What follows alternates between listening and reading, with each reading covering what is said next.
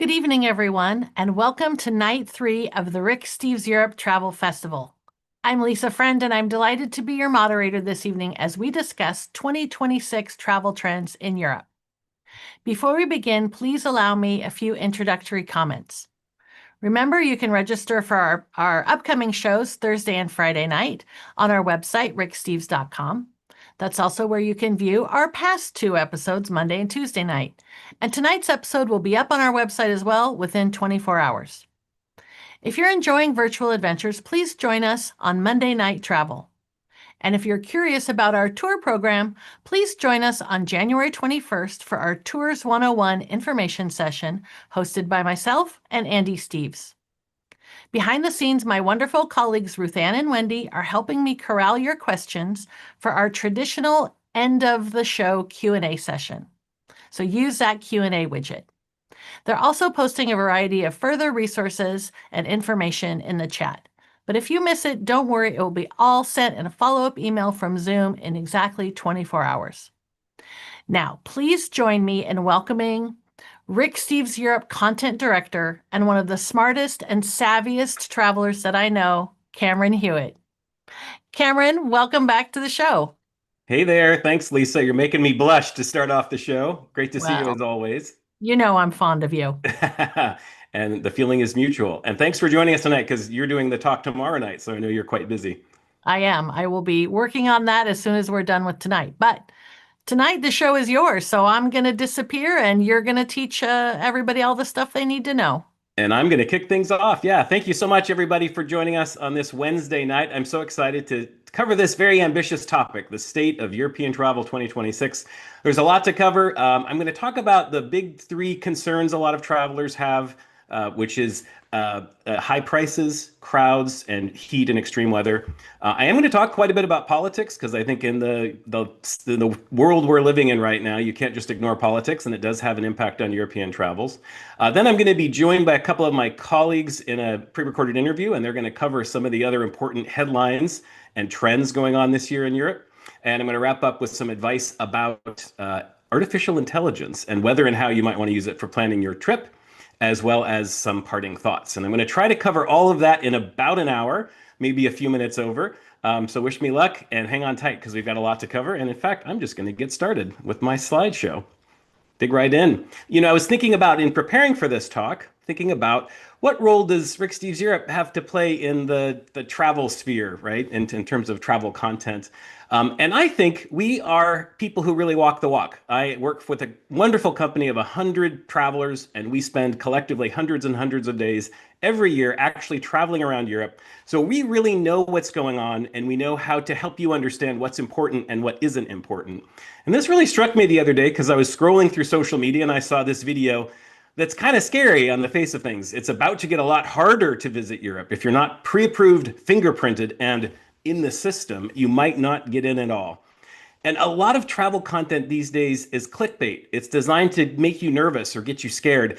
There's a kernel of truth behind this. There are some new border regulations coming into effect in Europe this year. Some are already in place, some are coming later this year. We're going to cover that later. But folks, it's no big deal. You just have to go online a few days before your trip, fill out a form, pay a small fee, and it's no problem. And when I look around at the different travel content, I find so many headlines are based on a kernel of truth, but they're misleading and they're kind of sensationalized. For example, this year you're going to see a lot of headlines about how the fantastic Sagrada Familia Cathedral in Barcelona is completed.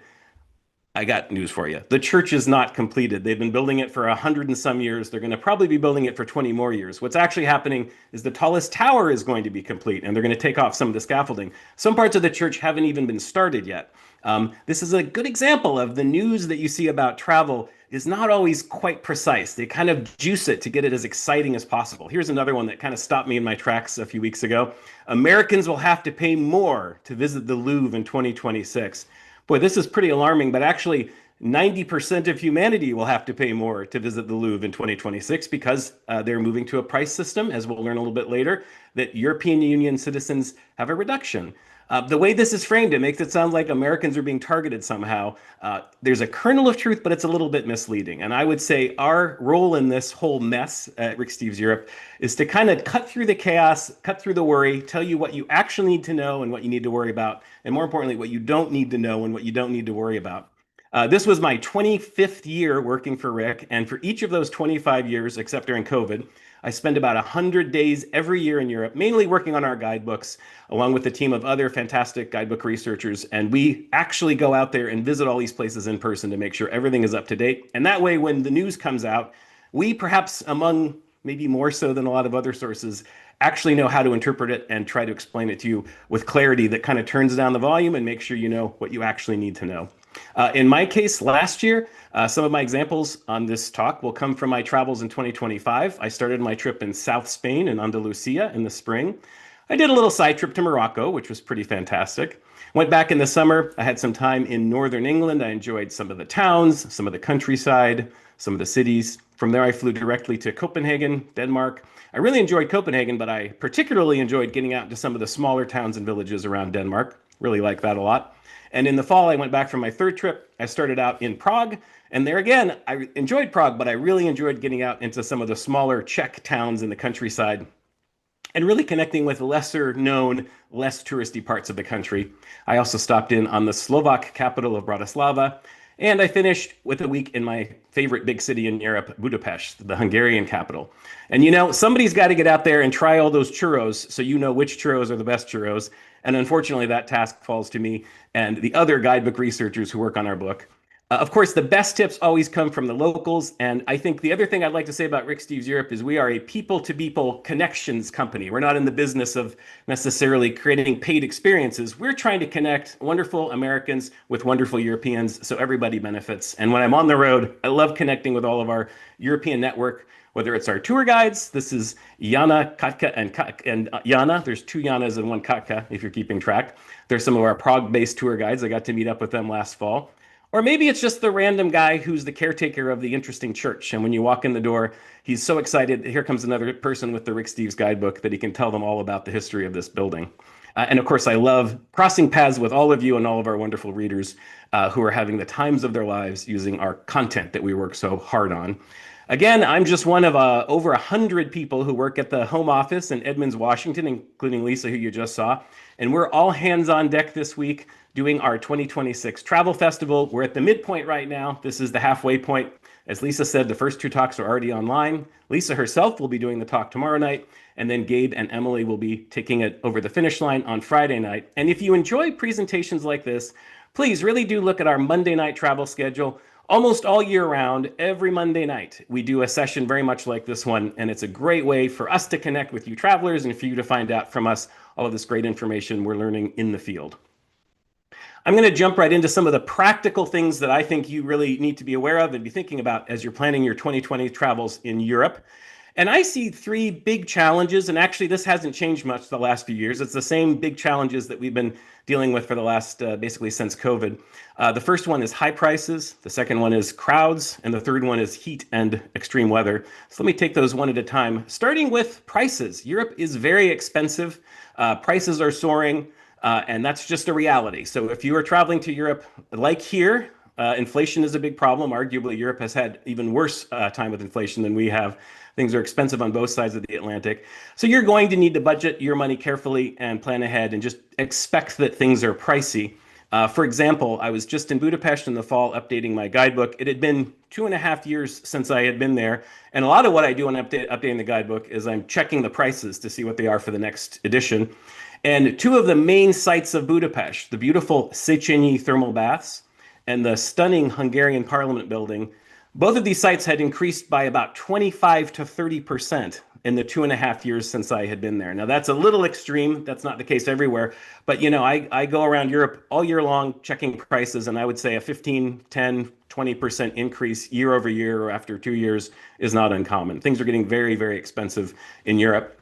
And things are getting even more expensive because we do have a president who really likes a weak dollar. Now, you could argue for business, that's a good thing, but there's no question that for travelers, it's not a great thing. And in fact, since Inauguration Day, Everything in Europe is automatically basically 10% more expensive for Americans because we're getting 10% less euros for our dollars.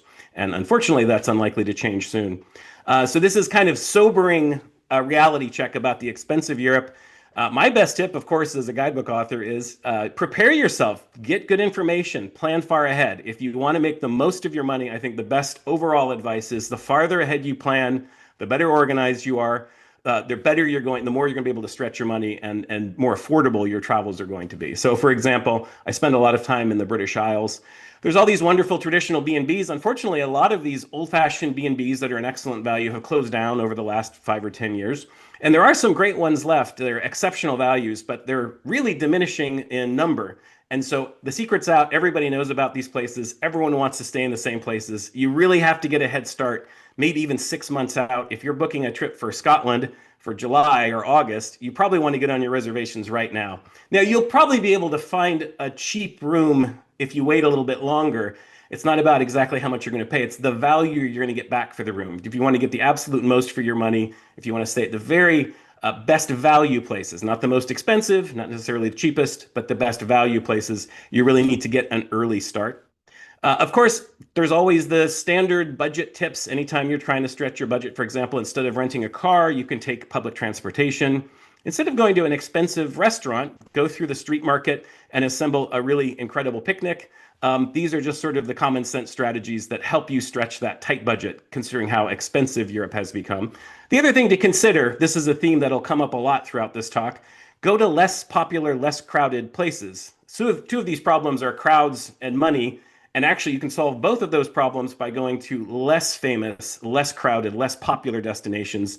I had a beautiful road trip a little over a year ago through the Balkans. This is a little town in Albania. And boy, I could travel for a month in the Balkans for what I pay for a week in Italy, for example. So just consider going beyond the big popular places, which are also the most expensive places. Speaking of which, the second big concern for Europe this year, and it seems like every year for the last several years, is crowds. You've probably heard a lot about over-tourism. That's kind of the buzzword right now. And the fact is, especially affecting certain key places, I'm thinking of places that are very popular, like Venice, like Italy's Cinque Terre, like Barcelona, like Reykjavik. If you go to these very popular places at the most popular time, they're just overwhelmed with travelers. It's not sustainable. And it's really hard for people to the point that, and you're seeing every summer protests that are breaking out, often in Spain, where the locals are protesting against over-tourism. By the way, this is a great example of a headline that if you're informed and you can kind of think about it in a nuanced way, it's not quite what it looks like at first glimpse. You might think, oh no, they're protesting against tourists. I think it's, if you look at it in a more subtle way, they're not protesting against tourists. They're protesting against the concept, the phenomenon of over-tourism. And the protests are not targeted at individual tourists. They're targeted at the local government. They want the government to create legislation and policies that encourage a more sustainable form of tourism. So it's more complicated than just these people hate tourists. They don't want any tourists. In fact, as I've mentioned with my guidebook work, I'm talking to people all over these most popular places, all over Europe, every single day. And I understand why they're frustrated.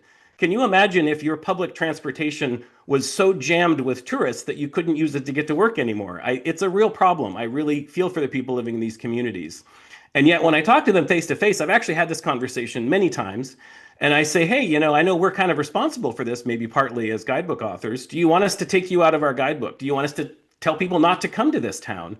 And almost without exception, actually, I think without exception, I can't think of anyone who hasn't said this. They jump out. They say, no, no, no, we don't want to take all of the tourists out of our town. We love your tourists because they're the right kind of tourists. We just don't want the wrong kind of tourist. And it's a really interesting, again, kind of nuance that you get when you actually explore this issue. The people who live in these communities, they understand that tourism is a huge part of their local economy, and they value that.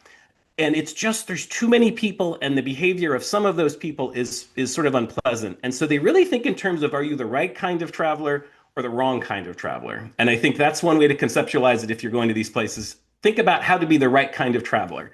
That means someone who's curious, someone who's respectful, someone who's actually interested in connecting with the culture, someone who's mindful of the fact that these communities are struggling and trying not to contribute to the worst crowds at the worst time. We'll talk about that in a moment.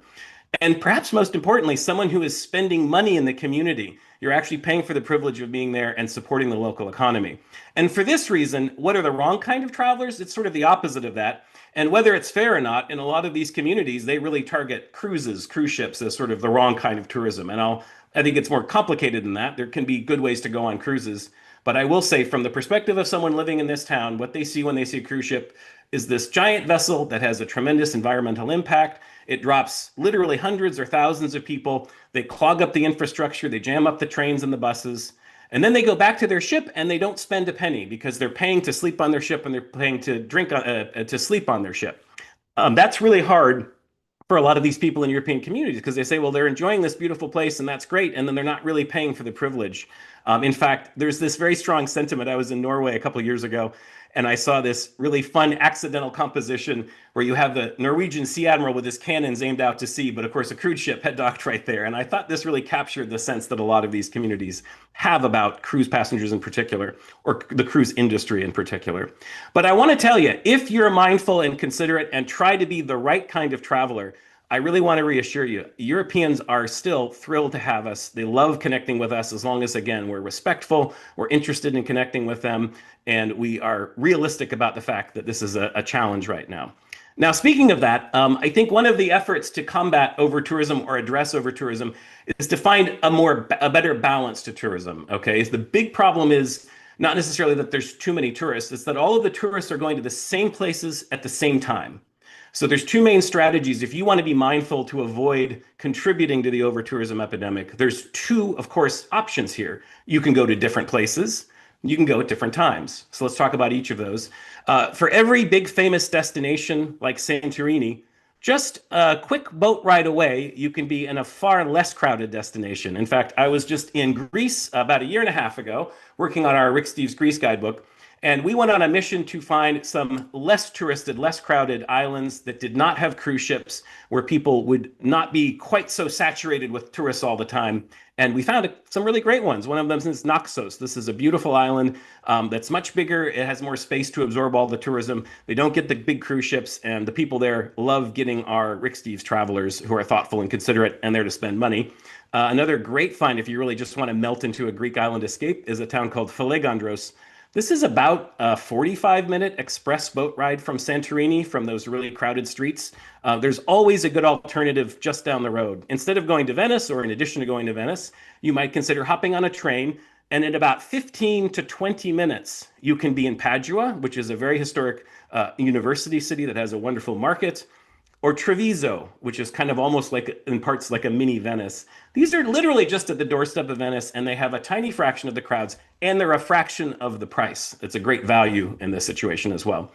As I mentioned, last fall, I spent some time in Prague, and boy, I love Prague, but I really loved getting out into the Czech countryside. And our wonderful co-author of our Prague and the Czech Republic guidebook, Honza Vihan, he has all these wonderful places that only Czechs know about, and maybe a few Germans and Austrians. One of my favorites was Mikulov. This is just a fantastic little perfectly preserved town. It's in the middle of a very popular wine growing region. It has a big dramatic chateau right in the city center. You can hop in your car, and in about 15 or 20 minutes, you can visit your choice of castles. You can go wine tasting. This is Lednica Castle, and the Czech National Wine Cellar is literally underneath Lednica Castle. 100 open bottles of the best Czech wines as determined by a panel of experts. And then literally a 10-minute drive away or less, Valtice Castle is a spectacular neo-Gothic interior. And I got to tell you, I had about a week traveling to places like this all over the Czech Republic, never saw another American traveler, and had a great time, less expensive, less crowded, and I didn't feel like I was contributing to that over-tourism epidemic. Whenever I talk to somebody who goes to the most crowded places in Europe at the most crowded times of the year, and then comes home and complains about the crowds, I just shake my head and I think of Pécs. Pécs is this beautiful town in Hungary. It has stunning architecture. It has a great wine region nearby. It has outstanding food. I've been to Pécs probably 10 times. People always say, don't tell people about these places or you'll ruin them. Well, I've got news for you. I've had Pécs in my Budapest and Hungary guidebook for, I think, 15 years. And I'm still just about the only American when I go there. There are all these wonderful alternative destinations all over Europe that people just don't think to go to, that are less expensive, less crowded, and every bit as wonderful and beautiful. This works for sites, by the way, too. If you're in Rome, of course, you want to go to the Colosseum, but the Colosseum is incredibly crowded. If all you want to see is Roman engineering that's perfectly preserved, 15-minute walk up the street is the Baths of Caracalla, which is a very similar site architecturally.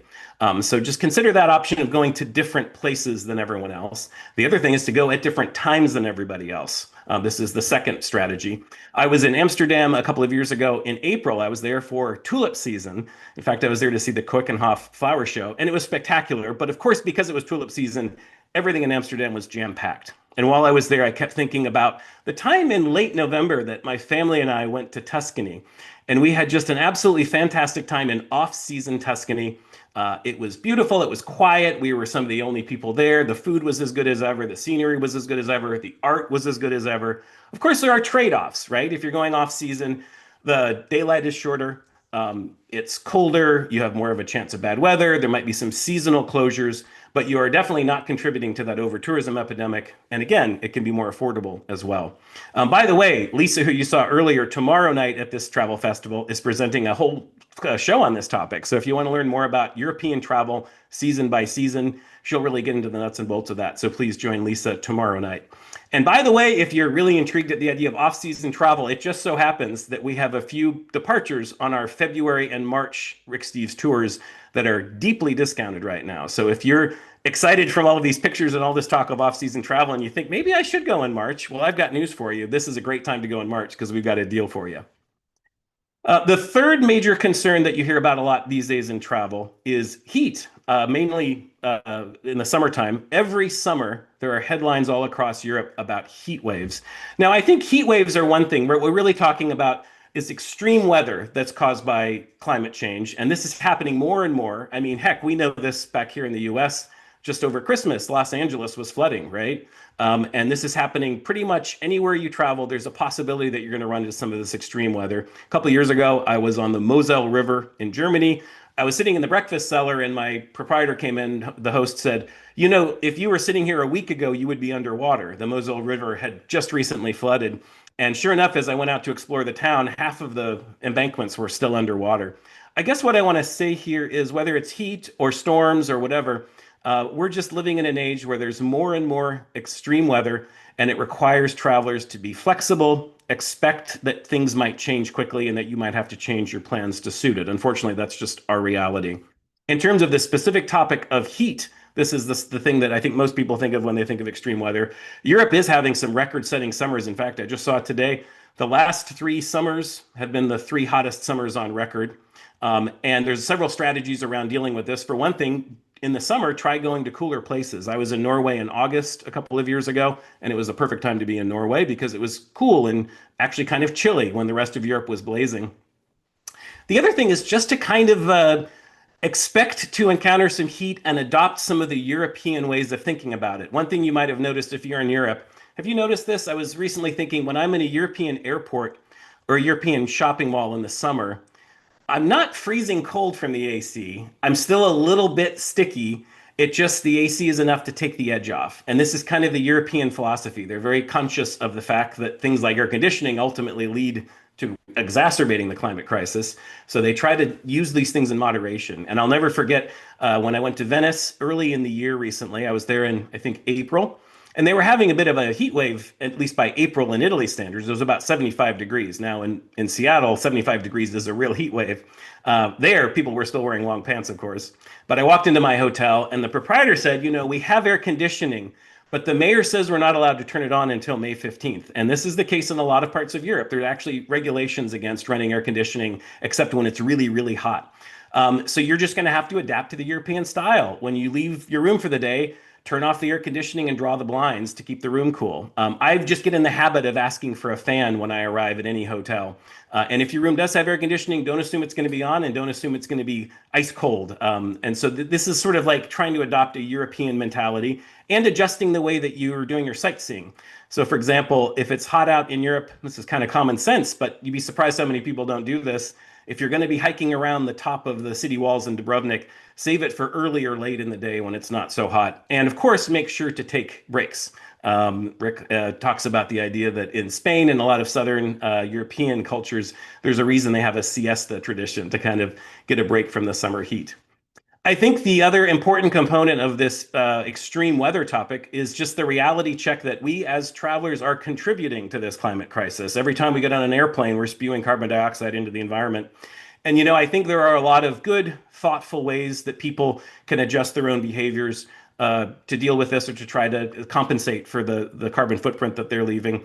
And as a company, I'm really impressed with Rick Steves Europe and our COO, Craig Davidson. He pioneered this really remarkable program called our Climate Smart Commitment.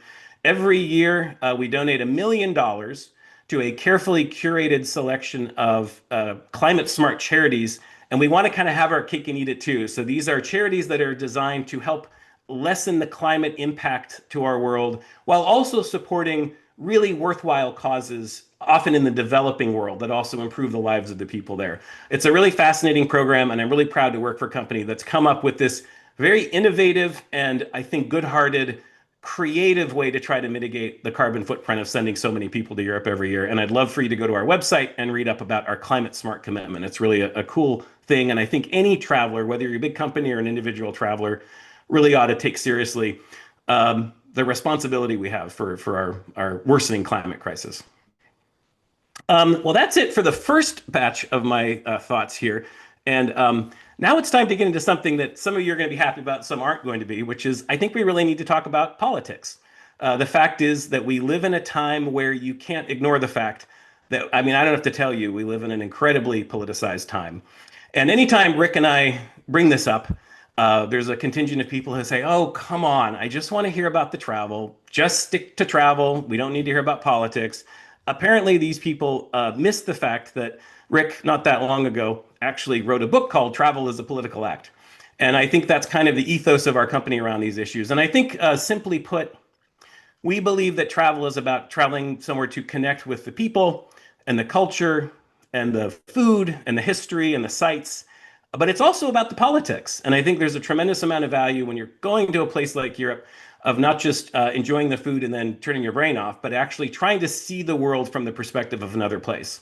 And so I'm going to kind of take this head on and talk about what it's like very soberly as an American traveling in Europe during the Trump administration, because I'm not going to be the first person to tell you that Trump is making a lot of enemies around the world. Now, I really don't want to go on some generic Trump rant because no one needs that. But I do think it's really important for somebody going to Europe to be aware of the way Europeans are looking at Trump and at the USA these days. So I want to first talk a little bit about what is it that Europeans see when they look at Trump, based on conversations I have with my friends and colleagues and contacts every time I travel around Europe. And the fact is, there are a lot of things going on right now that Europeans have a lot of cause to be concerned about. I mean, for one thing, if you've been to Europe anytime in the last 3 years, Europe stands united supporting the Ukraine war, and they see this as a very potentially existential conflict that's happening right at their doorstep. Ukraine is right next door to the most part of Europe, and they really are counting on the United States to help support Europe and stand with Ukraine and stand with our allies in defending the sovereignty of Ukraine. This is a huge issue for Europeans. And of course, Trump increasingly is kind of backing away from some of those commitments. Well, there's a reason why Europeans would be concerned about that. Tariffs are another thing that Europeans are concerned about. Whether it's Irish whiskey, whether it's olive oil from Italy, whether it's wine from France, we all love having those things that we can either bring home from Europe or that we can ship in from Europe that give us a taste of this other place. And in fact, when we travel around to work on our guidebooks, we actually meet these people face to face. So we know the wineries and the olive oil producers who are now being affected by Trump's trade war and by these tariffs. There's a reason why Europeans would be concerned about that.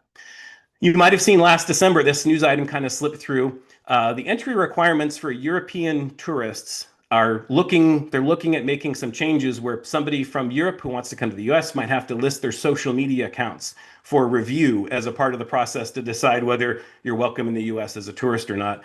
And a lot of my European friends who've traveled a lot in Europe in the past, sorry, I traveled in the US a lot in the past, have told me this is really scary to us. I'm not sure I want to be jumping through these kinds of hoops. I don't know what they're going to do with this information. Keep in mind, the United States of America this year is hosting a World Cup and we're hosting a Summer Olympics. And this certainly doesn't feel to people from other countries like we're laying out the welcome mat for friendly visitors. And then, of course, something that's in our news very recently. This was a tweet from Stephen Miller's wife a couple of weeks ago. This idea that sort of came out of nowhere that suddenly Trump's decided that the U.S. needs to control Greenland. Now, this is a complicated topic. I don't want to get too into the weeds on it. The fact is, as Americans, we kind of become numb to these headlines every day. And sometimes it's easy to kind of turn it into a joke or say, oh, that's Trump being Trump, or he's maybe not serious about that. I got to tell you, folks, for Europeans, this is deadly serious. This is something that isn't trivial. This isn't something that doesn't matter to them. They really care about this. Greenland is a part of Denmark. Denmark is a part of the European Union and Europe, and they're part of NATO, and they're supposed to be our allies. And now suddenly, I saw this headline today. Denmark's army chief says he's ready to defend Greenland. Where did we get to this situation? Can you only, again, even if you think that this is maybe a good idea, put yourself in the shoes of the European who's seeing these headlines and think, wow, how would I feel about that? NATO is really important to Europe. I think they have a better sense of their history. Europeans know that NATO was born out of the rubble of World War II. NATO is the reason that we won the Cold War. NATO is the reason that there are military bases all across Europe. If you are somebody who's connected to the military, maybe you've lived on a military base in Europe or you know somebody who has. It's really important that we have these connections with Europe. And the way that Trump is proceeding is really frightening to Europeans because it's really upsetting the world order. You might think that that's a good thing, and you might say, hey, it's America first. What do I care what Europe thinks about Trump?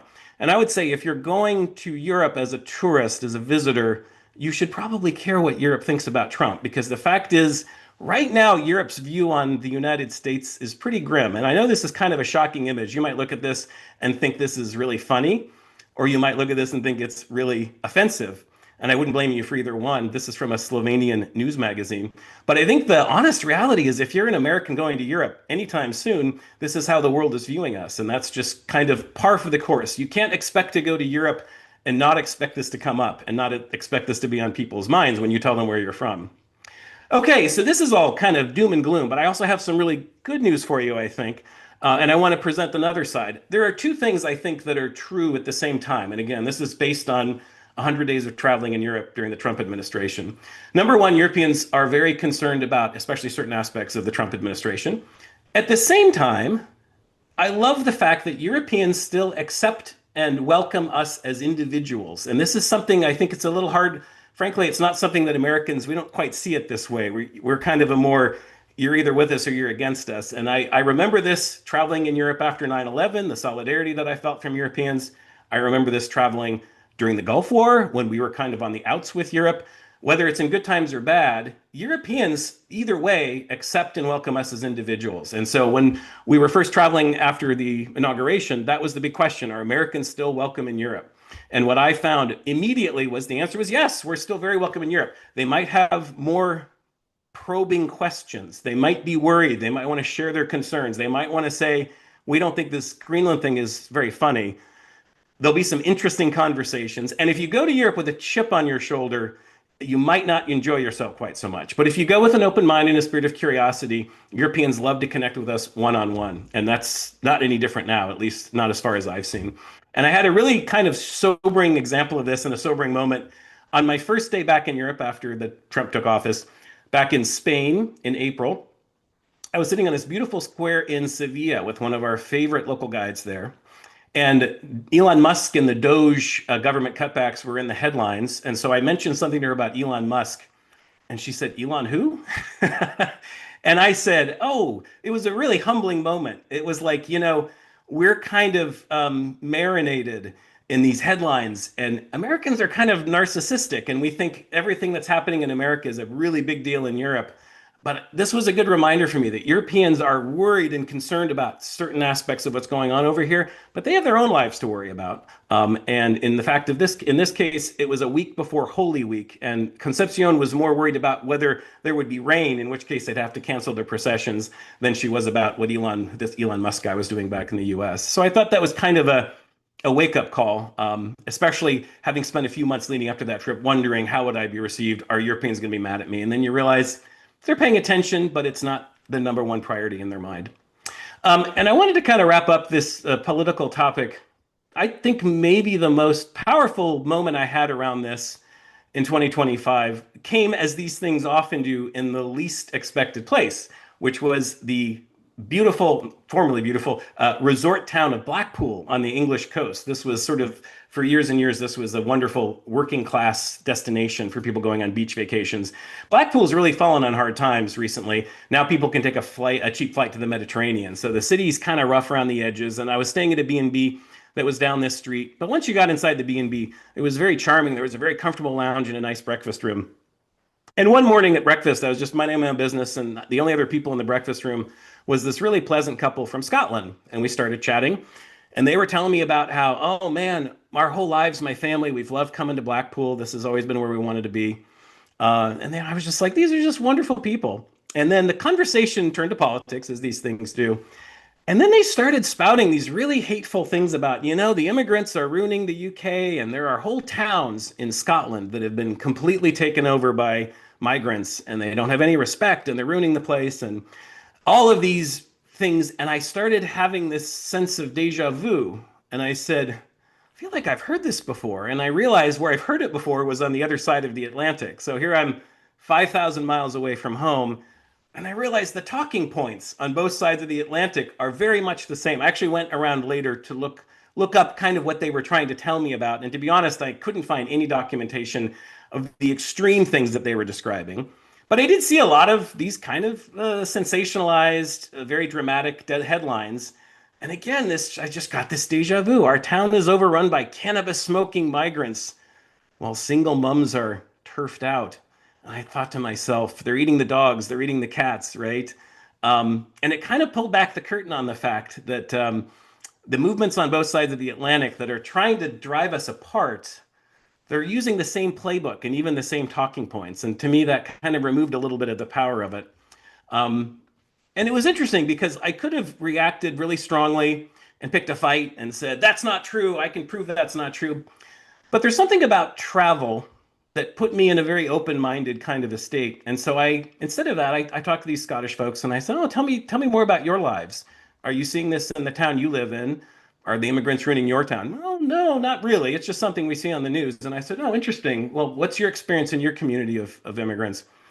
And they said, oh, well, we've got all these Ukrainian refugees and we love having them. And actually, we donated a bunch of money and we donated a bunch of time to when all these Ukrainians showed up to furnish their homes. And we really love having them in our community. And then they said, we own some property and our favorite renters are this wonderful family from Sri Lanka, recently arrived. And they're such sweet people. We actually gave them a break on their rent because we love having them there.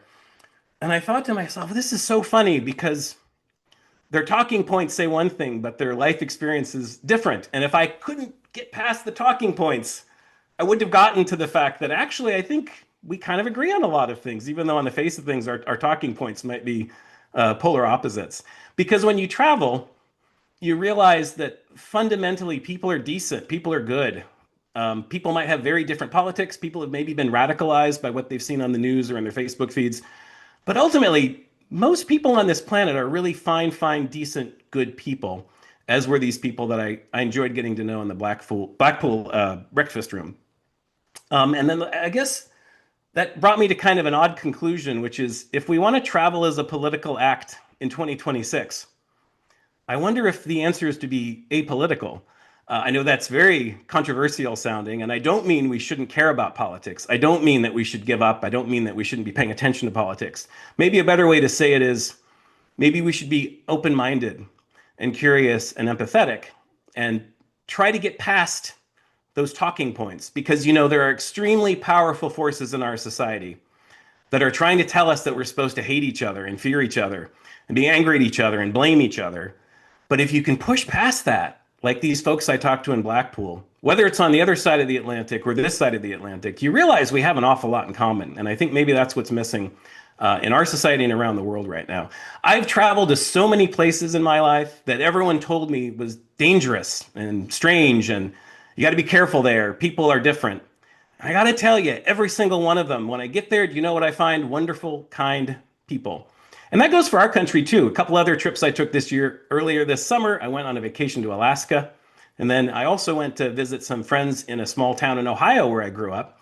And in both places, I found myself having people with conversations that I maybe wouldn't talk to in my everyday life in Seattle. And probably, according to our Facebook feeds, we wouldn't have a lot in common. And every time I did, I was reminded, gosh, we have a lot more in common than we like to think that we do. So I guess that's kind of my final thought about politics, traveling with politics in 2026.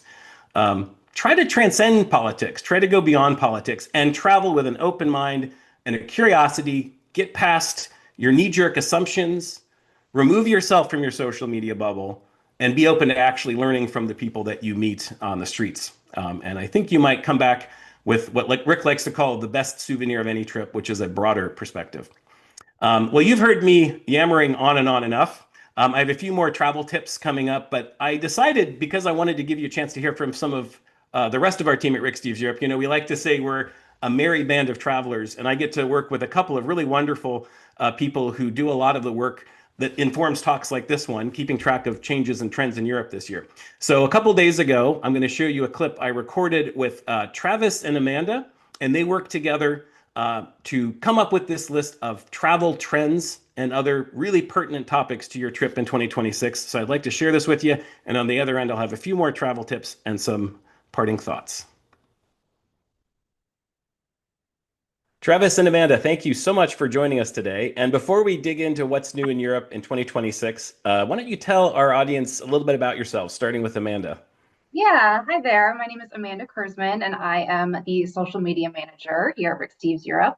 So I oversee our social media channels like Facebook, Instagram, TikTok, let's see, X, Blue Sky, and I love seeing all of your comments. So I'm excited to be here. And I'm Travis Parker. I'm a writer for Rick Steves Europe and a guidebook researcher. One of the things that I'm responsible for is primarily updating the Updates and Insights blog, which I believe we will touch on a decent amount in this segment. Great. Thank you so much. I love working with you two on a day-to-day basis, and I'm so excited for you to share all of your knowledge with our viewers tonight. Starting out with Amanda, we're going to just run down several sort of quick hit topics of what's going on this year in Europe. And I think you were going to start off talking about some price increases. Yeah. So as Europe becomes more crowded, we are seeing some price increases in a couple different ways. One of which travelers might already be familiar with, and that is tourist taxes. And these are usually applied by your accommodations, like your hotel or your Airbnb at your time of check-in. We do anticipate these to become more popular, or maybe even just the prices increasing on those in 2026 in really touristed areas like Berlin, Amsterdam, and Edinburgh. And the second type of price increase that we're seeing are price increases that are being couched as crowd management measures. So the most prevalent example of this is the Venice Access Fee, which is back in 2026. And this is a charge of a few euros to tourists during certain dates. And those are primarily in the spring and the summer, so during that peak season. And the goal here is really to shift those visits from that really popular time of year to dates that are maybe not as popular in the fall or winter. And of course, like no one likes to hear that. No one wants to be charged a couple of euros to visit during a certain time. But the goal is really to create a more pleasant experience no matter when you're visiting. And then the third type of price increase that we're seeing is a pricing structure that is basically pricing for locals and then pricing for non-locals. So the most prevalent example of this that we've seen is at the Louvre. They are doing a pricing structure for EU citizens and non-EU citizens. And as Americans, this might actually sound a little familiar. We do this with our national parks. But we are anticipating that to become more popular with the Louvre leading the way. And it's interesting because our colleague Robin Stencil, who did last night's program at the festival, she told us that one of the buzzwords this year is balanced tourism versus unbalanced tourism, right? And so all of these policies, sort of philosophically, they're trying to balance the demand between really busy times and less busy times. Travis, you're going to tackle another issue, which is kind of a tricky one, which is a lot of new border procedures coming into effect over the next couple of years. Tell us a little bit about that. Yeah, so this is a change that you might notice as a traveler entering Europe as soon as you land, and that is that border crossings, customs and immigration, think about landing at the airport, is becoming more and more high tech. The Schengen countries, so that's most of continental Europe, are rolling out a new border security system, which is called EES. It stands for Entry Exit System, simple as that, throughout 2026. Currently, what this means is when you land in Europe, you're bound to encounter things like self-service scanning machines or kiosks that scan your face or finger instead of actually chatting with a human border guard. Eventually, so this is down the road, what this means is you will probably have to do a bit more paperwork before heading to Europe. The ultimate goal of EES border technology is to allow the European Union to introduce its travel authorization protocol, which is called ETIAS. Now, this isn't something that you need to worry about yet. ETIAS, that's ETIAS. You'll see this acronym all over the place this year. It's not going to be in effect until late 2026, if not even early 2027. But it's good to at least be aware of it because when it is rolled out, and you'll hear plenty about when it is rolled out, it will require non-European travelers, like Americans, to pre-register and pay a small fee to head to Europe. This is actually nothing new. Travel authorizations have been in effect for a long time. In fact, Europe is one of the later adopters. The United States has long had its own travel authorization protocol, a system called ESTA, in place, which requires non-Americans to register and pay a fee to come and visit the United States. And last year, the United Kingdom rolled out its ETA, Electronic Travel Authorization, which requires you to do the same. Great, thank you so much. Amanda, I'd like to hear from you. You oversee our social media channels at Rick Steves Europe, and another I think big trend recently in travel is influencers. Social media personalities have become very influential in shaping people's travels, and I just wanted to hear your thoughts on that trend and how a thoughtful traveler should approach it. Yeah. I have a lot of thoughts. It could probably fill up this whole hour, but I'll try to narrow it down. So, I mean, social media is a great place to find inspiration for your trips, to gather information when you're in that planning stage. But of course, it is really important to take that information with a grain of salt. Influencers or social media creators are just that. They're creators, they're influencers, but they're not necessarily experts. So when you're, looking around, just be sure that you are, looking for creators that you trust or that maybe mimic your travel style and goals. At their worst, social media influencers or creators could be creating content really to feed the algorithm. So getting those likes, getting those clicks, but not necessarily because they are giving you true and tested information. One little tip that I always like to give is to look for a little tag that might say paid partnership. Social media influencers or creators are required to disclose when they receive payment for a post. So a lot of times it'll be marked as paid partnership, or sometimes they'll say hashtag ad. That's usually in the caption. So look out for that. And of course, that doesn't mean that, that piece of content is not true or, they're lying, but it's just something to take into consideration when you are consuming that content. So definitely look for, trusted sources. And then I say, in addition to gathering that information on social media, really look for sources online from travelers, right? Of course. So from travelers who might share your style and your goals. Some great places for that. A little plug here, but truly some great places for that online are our Rick Steves Facebook group. A lot of active participants there asking great questions and giving some great insights. And then, of course, our travel forum at ricksteves.com. The same thing's happening there. Some great conversations where you can get some good information for your trip. Travis, there's a couple of major sporting events coming up this year, one in Europe and one over in North America. Tell us a little bit about that. The first is the Winter Olympics and Paralympics, which are fast approaching. These are taking place in northern Italy in February and into March. While they are centered on the host cities of Milan and Cortina, which is a resort town high up in the Dolomites, some events and ceremonies of the Olympic Games will actually be taking place at other places as well. So if you're traveling to northern Italy during the Olympics, and again, that's February and March, you will encounter steep prices, you'll encounter shortages of hotel rooms, probably some pretty crowded trains and jam-packed freeways.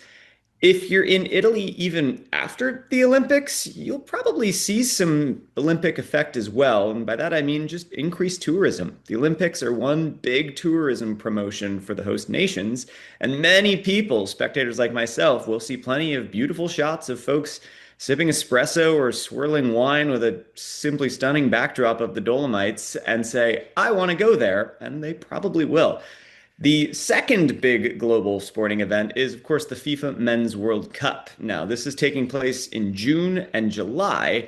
And while it's not in Europe, it's co-hosted by the United States, Canada, and Mexico. It will still impact European travel nonetheless. And what I mean by this is, we probably all know this, but Europeans love their soccer. And if you're in Europe during the World Cup, you can expect to see big old screens set up in town squares for public match viewings.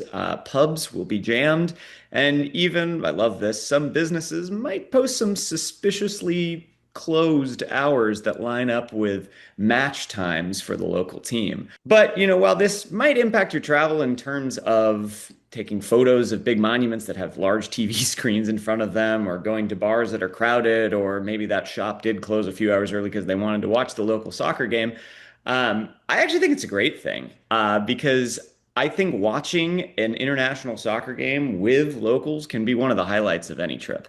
That's a great recap, Travis. And I'm with you. I think, like you, I've been lucky enough to be in different parts of Europe over the years, either when the World Cup is going on or when the Euro Cup's going on. And it's really fun if you can roll with it, right? If you can, Oh, can't it's a beat them, join them, blast. right? It's really fun to like join in the celebrations and like whole towns turn out. Bars are overflowing into the street, and they, like you said, they set up giant screens on piazzas and hundreds of people just sitting there hanging on every kick, and it can really add a lot of fun. Even though it's happening in North America, ironically, it can really make your European travels this year pretty exciting. Amanda, there's a couple of ways that Spain is showing up in travel headlines for 2026. Tell us a little bit about the two things going on this year in Spain. Yeah, absolutely. So in Barcelona, the Sagrada Familia is celebrating a really exciting construction milestone. The final tower is finishing construction. So that is the central tower, the tallest tower, also known as the Jesus Tower. And when that construction is complete on June 10th, which is actually the date that they're commemorating the 100th year since architect Antoni Gaudi's death. When that tower is complete, a lot of that scaffolding will come down from the Sagrada Familia. So that is really, really exciting. And we definitely anticipate that during that date and probably well beyond, the Sagrada Familia is going to be even busier, and Barcelona will also see an increase in foot traffic. So definitely anticipate that. And just to be clear, Amanda, this is something that could confuse people.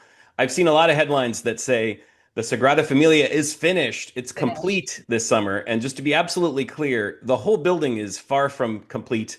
They set this deadline, the 100th year anniversary of Gaudi's death, a long time ago, decades ago. They said, this is our target for finishing.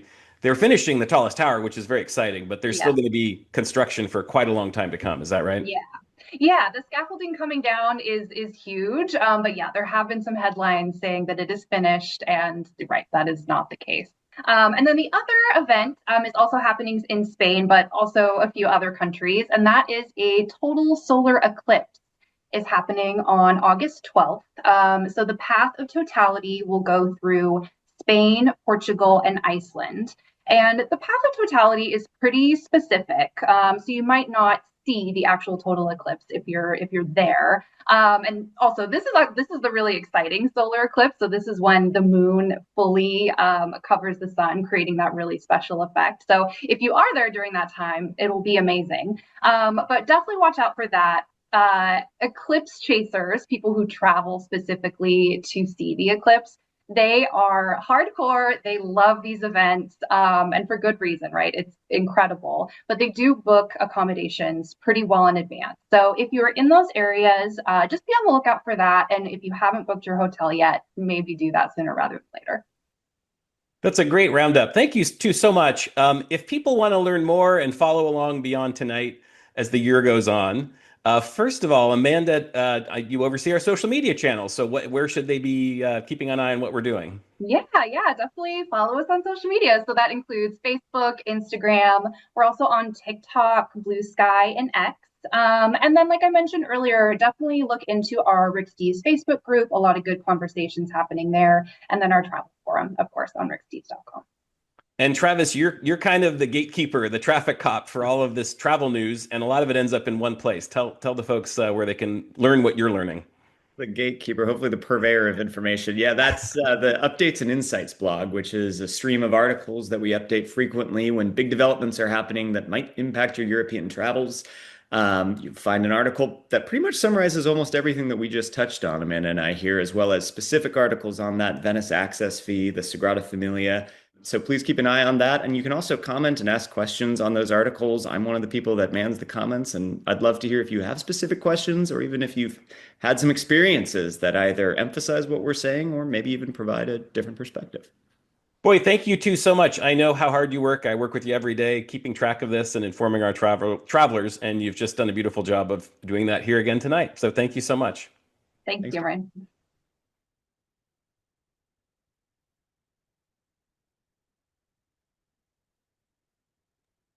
Cameron, my friend, I cannot hear you. Thank you very much. I forgot I muted my mic. Thank you again very much to Travis and Amanda. And can you even imagine how much I enjoy going to the office in Edmonds, Washington every day with people like that? We have 100 travelers just like them who keep us going. So thank you to them. Now we're getting a little short on time. I have one more practical topic to cover and then some final thoughts. And the practical topic is something that's been in the news a lot. So let's just dig right into it. You might be wondering about artificial intelligence. You've probably been seeing lots of headlines about how AI can be this amazing all-in-one trip planning tool. And I'd like to kind of unpack that a little bit. Travis, who you just met, and I, the last few weeks, we've been working on what advice do we want to give travelers for whether and how to use AI. And so I want to give you a quick recap of what we discovered. We just posted an article on that Updates and Insights blog that you can read the whole thing. But here's a quick recap. By the way, I really pride myself on not using AI generated content. All the pictures you've taken in this entire show, I've actually taken with my own camera. I did make an exception for the AI section just because when you ask ChatGPT to illustrate things like using AI to go to Europe, it comes up with some really crazy and hilarious things. So you'll see, I'll spice it up a little bit with some AI illustrations of this topic. Basically, you're hearing a lot about how great AI is. These are tools like ChatGPT or Gemini. And after Travis and I kind of really dug into the research, we decided, there are some really good uses for using AI for trip planning. It can be great for brainstorming. It can be used for non-essential research. The way we put it is anything that has no risk of having a negative impact on your trip, AI can be great for. So things like, what are some good souvenir ideas for the place that I want to go? Maybe learning some key phrases, maybe asking what's on in the West End, that sort of thing. We do have greater reservations for critical bookings, things that could really ruin your trip, your actual stop-by-stop itinerary, your flights, your hotels, critical reservations. We are more skeptical about this because when you dig into research, you discover lots of examples of people who've used AI and it's really steered them quite wrong. And so this is my favorite, my second favorite illustration is all of these travelers are so frustrated that the AI steered them wrong. Kind of joking here, but actually when you dig into it, there's reason to have some caution and some concern about using AI. And the reason is AI is an evolving technology. A year or two from now, I think maybe they'll have tried to address some of these, although they've known about these already for a while and they've only had some success remedying them. Some of the things you have to look out for with AI is overconfidence. Okay, so AI is always extremely cheerful and extremely confident in any answer they give you, regardless of whether the answer is accurate. So you have no sense based on how chipper they are, whether they actually know what they're talking about. And the reason that's an issue is the second issue, hallucination. AI has been demonstrated and is still doing this. It'll actually invent information out of whole cloth. It really wants to give you an answer. If it can't find the answer, it'll create an answer. And I've tried this. I asked it for a list of recommendations for restaurants in Budapest. And, 3/4 of them are real restaurants that are well reviewed online. And a few of them are entirely made up from whole cloth. They don't exist. If you went to that restaurant, it wouldn't be there. And there's also just kind of bad advice and a lack of a human touch. There's not a sense of place. There's lots of great articles out there that document this. Travis and I did our own research. We also read about other people's experiences. So I'll give you a few examples of the kinds of pitfalls you might have with AI. It could be something really basic. So, for example, I was trying to figure out about a new bus station in Budapest. So I asked, how do you get there? The AI told me the correct metro stop for the bus station, but it was on the wrong metro line. So I could have been riding that metro line all day long and I never would have come to that stop. Another good example was there was a couple that was doing some off-road backcountry hiking in Peru, and AI had strongly recommended this amazing sounding village. When they got to the area, they were asking locals about it, and they said there is no such village. Turns out AI had invented the village and actually even created fake images of the village. So these people were about to go tromping off through the backcountry, probably putting themselves at risk, going after something that AI had told them exists that doesn't. And then my favorite example, I think, the one that we really thought was illustrative of that, there was a couple that wanted to go up on a cable car to a mountaintop at sunset. And it asked AI to create an itinerary for them, and it did. And it was a really handy hour by hour, here's what you do. However, the AI failed to point out that the cable car stopped running right after sunset. So this couple, if they followed the instructions, would have been stranded at the mountaintop with no way to get back down. Again, there can be good uses for AI, but there can also be really misfires with AI. So our bottom line and our main advice here is AI can be a really fun tool in your tool belt for planning your trip, but proceed with caution. Don't use it for really critical stuff, and verify everything with a trusted primary source. What do I mean by that? Well, if you're looking at booking a restaurant, look at the restaurant's official website and make sure they're open on the day that you want to go. This is something that comes up a lot. AI tells somebody, go to this restaurant for dinner. They show up for the restaurant dinner, and it turns out it's their closed day. Same thing with the museum. If it tells you to go to museum, double check the hours. Book your flights directly with the airline. Book your hotels directly with the hotel or with an official booking site. Entrusting AI to take care of all of it for you. It's not a guarantee that you'll have problems, but there's a risk of a problem.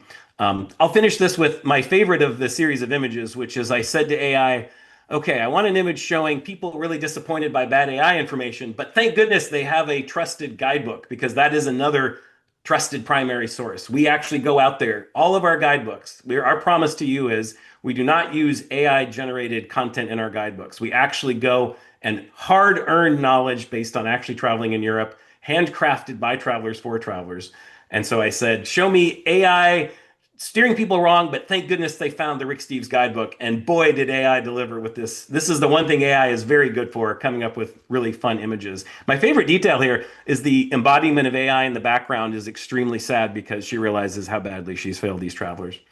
So that's a very quick recap of kind of how to think about AI, which is another big trend right now. If you really want to do a deep dive, this is the article that Travis and I just posted yesterday, based on all this research that we've done, and it really unpacks this question of why would you be cautious about using AI? What's it good for? What's it maybe not so good for?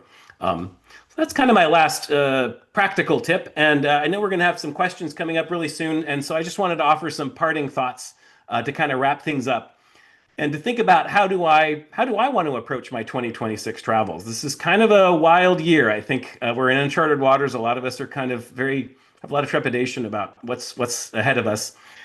And as we do in times of uncertainty, we turn to our guru, Rick Steves. And if you joined us on Monday night for the Travel Festival, I thought Rick spoke very beautifully at the beginning of the show about how he's really thinking a lot about the idea of solidarity. That's a word that means a lot to him. He mentioned this to me a couple months ago, and I can't get it out of my head. So I think that's kind of the theme. But I want to unpack sort of what that means, solidarity. And I think it goes back to what I was talking about with that couple in Blackpool that I connected with. And the idea that people on this planet, the vast, vast majority of people, are fundamentally good people. They want to have a strong, sound community. They want to get along with their neighbors. They want to raise their kids in peace and prosperity. They want to enjoy their work. They want to enjoy their leisure time. Fundamentally, the vast majority of people all around the world want the same thing, which is just to be decent human beings. And last week, when some of the really grim news was coming out of Minneapolis, I was comparing notes with a friend, and he threw out a term that I've heard here and there over the last few years that I can't get out of my head.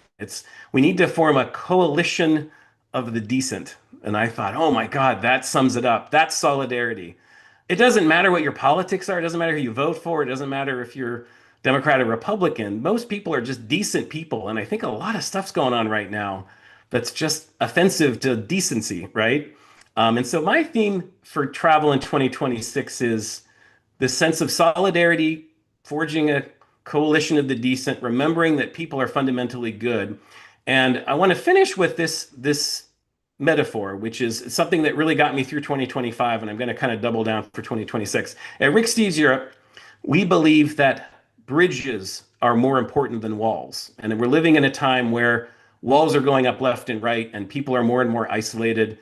But in a time of walls, we need to build and be bridges. And I wanted to got me kind of thinking about that. I want to talk a little bit more about that to wrap things up. You know, walls are ugly. Walls are usually a historical blemish. It's a place where people are cruel to each other. A wall represents a diplomatic failure. But bridges are something different. And one of my favorite travel moments in 2025 was I was on the Danube. I was in a small town in Slovakia, and my train was leaving from Hungary across the border. And I could have taken a taxi and been there in a couple minutes, but I had my backpack on my back. I said, you know, I want to walk across the border. I want to walk across this bridge over the Danube. And it was a really powerful experience just to walk 10 minutes across a river from one country to another. And I really thought about the power of bridges. Bridges connect countries, they connect communities, they connect neighborhoods. Bridges provide a place for the flow of commerce and the flow of ideas and the flow of people. Bridges make things accessible that otherwise wouldn't be accessible. Think about all of the great European cities that are symbolized. Their most famous icon is a bridge, the Rialto Bridge in Venice, the Chain Bridge in Budapest. Bridges bring us together. They connect us. They make humanity closer. And it's just a very powerful metaphor. And I was also thinking about in Europe, when they were designing the euro currency, if you have any euros, take them out and take a look. When they were designing the euro currency, they didn't want to include specific landmarks from specific places because they didn't want to favor one country or another. So what they decided to do was, we're going to create on every euro note bridges, hypothetical bridges. They're kind of generic bridges. On every euro note, that's what you find. Europe really embraces the idea of a bridge. And if you flip over the euro note, what do you find? A doorway, a passageway through a wall. And I think this is the message I'm going to carry in my heart as I go into 2026 and travel Europe again. And think about the fact that now more than ever, when we travel abroad, it's not just a privilege, it's a responsibility to be ambassadors of our country. Even if our country is erecting walls with the rest of the world, we can embrace the bridge. We can be the bridge and have the opportunity to connect with people in faraway lands, approach them with a spirit of open-mindedness and curiosity and empathy, and look back at our own country with a fresh perspective. And so that's what I wish for all of you in 2026. Thank you so much for listening, and the happiest of travels to you in 2026. Well, Cameron, you are so well spoken, and I appreciate so much what you just said. And I got a little emotional, and it's like why I don't want to work with Rick very often, because he just says things that are so powerful that it gets me. And you just did the same thing. So on behalf of all the people in the audience who feel the same way, thank you. I apologize. Okay, well, we don't need to do a word from our sponsor like we do on Monday Night Travel. So we will get straight to the questions. There was a lot of activity in the Q&A, as you can imagine. Bring it on. But one of the first question is from Jerry and actually a couple other people, and I'm going to meld it together. One is, what do I need to go to Europe for this year? And then the second question is a little bit of a deeper dive. It's I'm flying through Heathrow on my way to Scandinavia or somewhere else in the Schengen zone. Do I need the ETA to transfer there? Wow, that's a good question. And this gets back to something I thought Travis did a great job of explaining that incredible string of acronyms, right? But let me just run this through because just from a practical point of view, there are these new border procedures. Let me just run this through one more time so people know what you have to do in 2026. First of all, if you're going to the UK, which he's alluding to, already last year, the UK introduced this pre-authorization. That's the ETA. So that's already in place. If you're going to the UK this year, you do have to go on a website, and it sounds intimidating. It's really easy. You go on a website, you type in your passport information, you give them your credit card.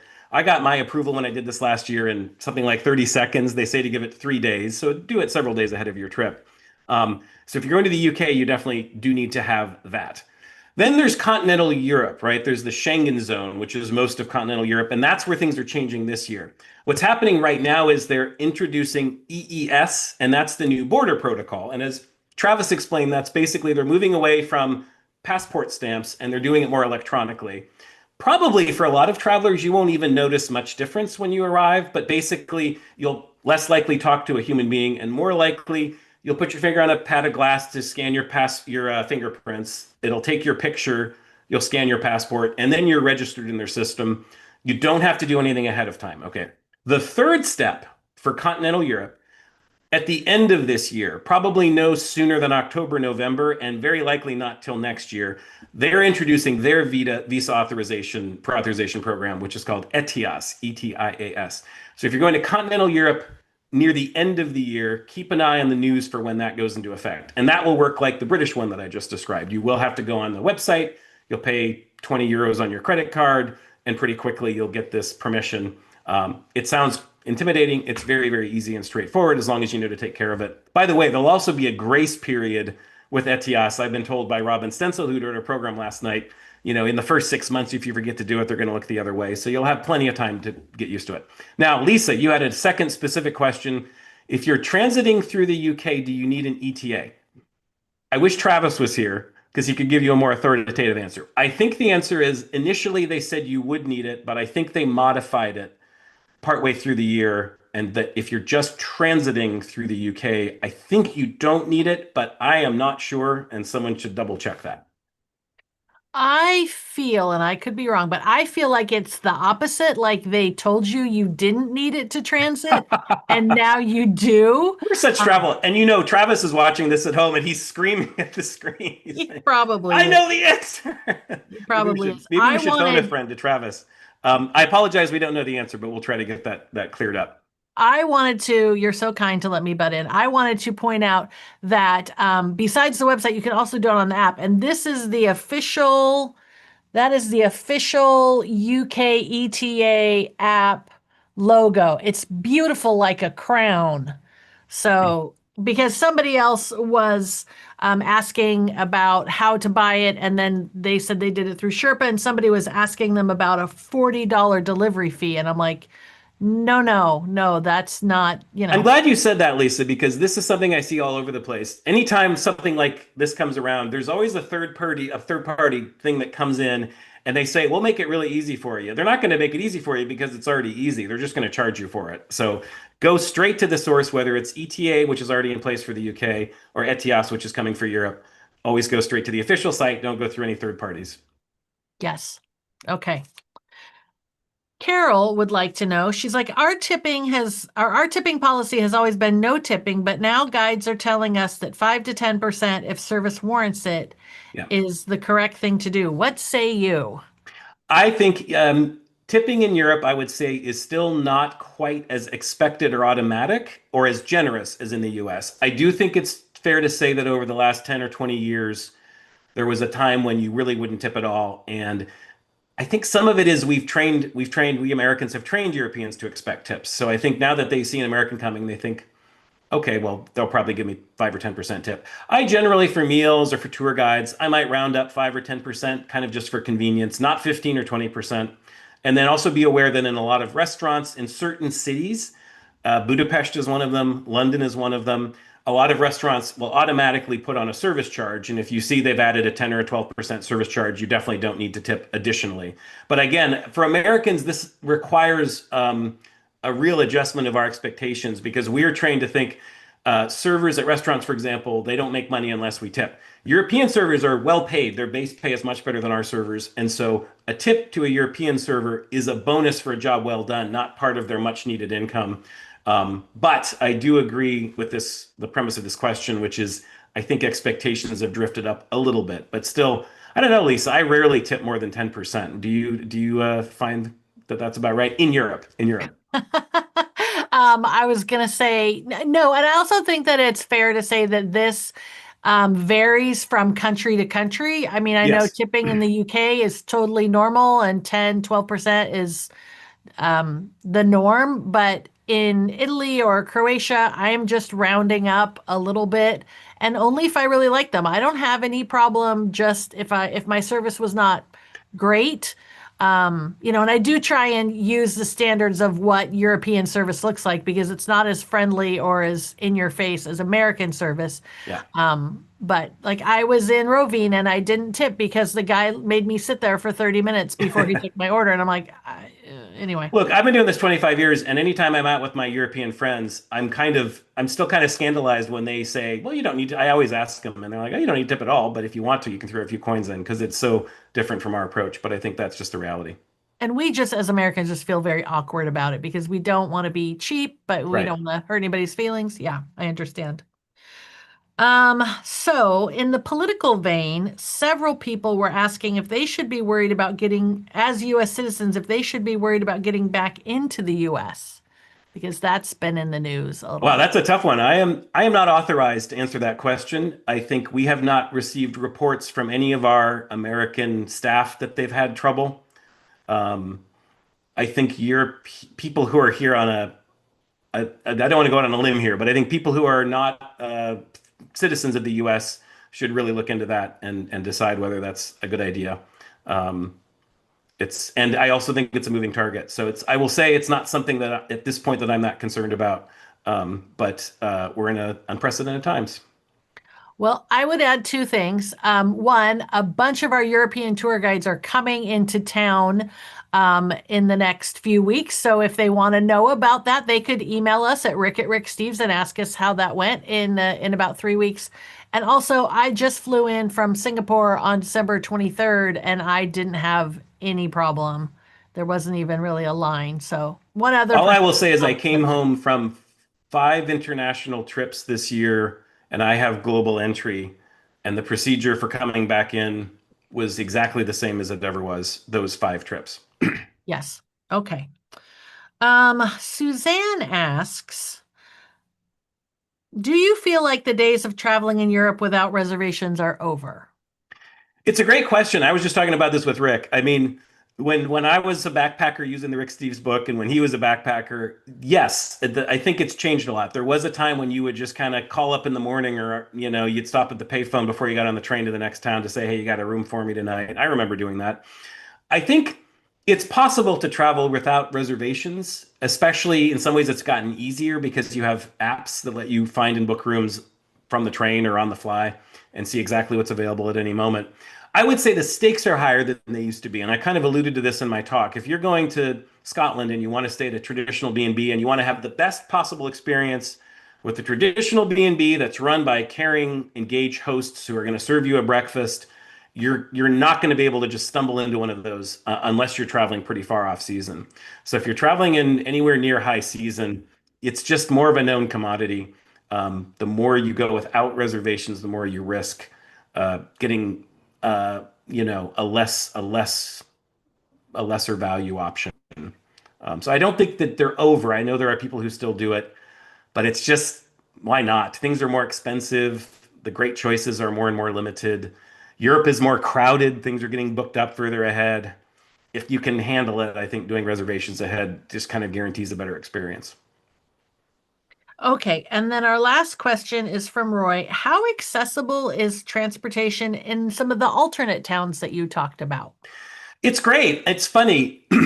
The short answer is some of all over Europe, there are places that are well connected and places that aren't. I will say for the Czech Republic, for example, when I first was traveling there 25 years ago, I might have had assumptions that like, oh, it's this poor backwards post-communist country, surely you can't get around. And I was exactly opposite on that because you get there and you realize, oh no, in a country that's not wealthy, that means fewer people have cars, and therefore people rely more on public transportation. Now, these days, the Czech Republic is the standard of living is on par with or better than Western Europe. But the fact remains that even when you're going to out of the way places, there's always going to be a one-off place that you can't get to without a car. But if you're willing to be patient and sort through the bus schedules, all the towns I talked about, that town of Mykolaiv, I think there's buses and trains, and you can connect pretty easily to anywhere you want to go in the Czech Republic. That town of Pécs that I showed you, every hour there's a 2.5 hour express train that goes from Pécs to downtown Budapest. Even the more lesser known places are still very accessible. The one exception I would say when I did my big Balkans road trip a year and a half ago, if you're crossing borders, that's where it can get a little tricky sometimes. I had to get a little creative when I wanted to go from Montenegro to Albania to North Macedonia. When you're crossing borders, it can get a little tricky, but within a country, there's always a way. Do you want to talk a little bit more about that? What do you mean by tricky? Oh, just that, public transportation lines end at the border in a lot of cases. Now, there is often kind of one or two major lines that cross borders.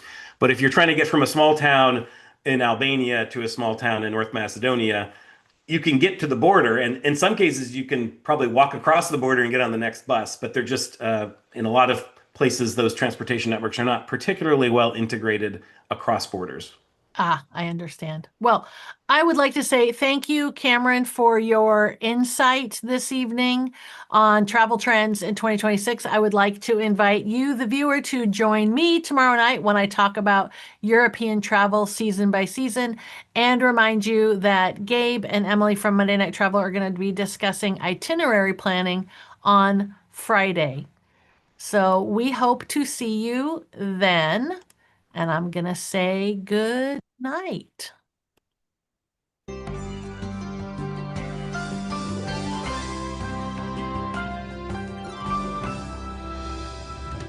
Good night, Cameron. Thank you. Good night, Lisa. Good night, everybody.